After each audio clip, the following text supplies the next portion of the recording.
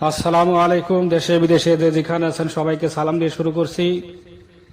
যাই হোক ভাইয়েরা, কোনো বাড়ির মধ্যে যদি চোর বা ডাকাতের ঢোকার কোনো সম্ভাবনা থাকে, তাহলে আপনারা কি করবেন? আপনার বাড়িটা তো রক্ষা করা লাগবে। তাহলে আপনারা একটা আমল করতে পারেন। আপনারা ঘুম আসার আগ দিয়ে বাহিরে এই যে দরুদ শরীফ আছে, এই দরুদ শরীফ আপনারা 3 বার পড়বেন। কয়বার পড়বেন?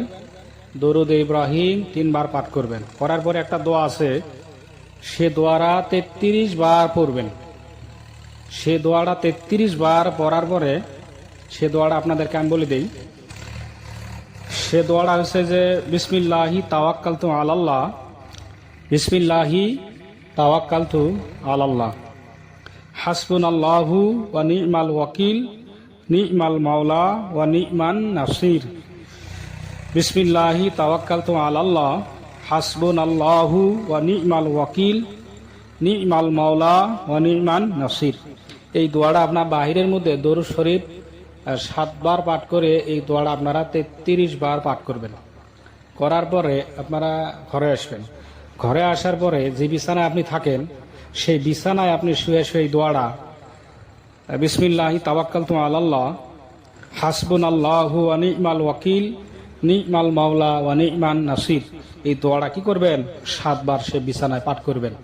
পাঠ করার পরে আপনি কি করবেন? আল্লাহর নাম নিয়ে ঘুমিয়ে যাবেন। আপনারে ডাকাত হোক, চুর হোক, যদি শত চেষ্টা করেও তা আপনার কোনো ক্ষতি করতে পারবো না ইনশাআল্লাহ, এই আমলটা যদি আপনারা করতে পারেন। যাই হোক ভাই, আপনাদের যদি ভালো লাগে অবশ্যই লাইক শেয়ার করবেন। ভাই, এত সুন্দর সুন্দর কথা কওয়ার পরেও যদি আমি আপনাদের কাছে যদি সাবস্ক্রাইব না পাই, লাইক শেয়ার না পাই, তাহলে এত সুন্দর সুন্দর কথার মধ্যে তাহলে কি দাম থাকি ভাই? অবশ্যই লাইক শেয়ার করবেন।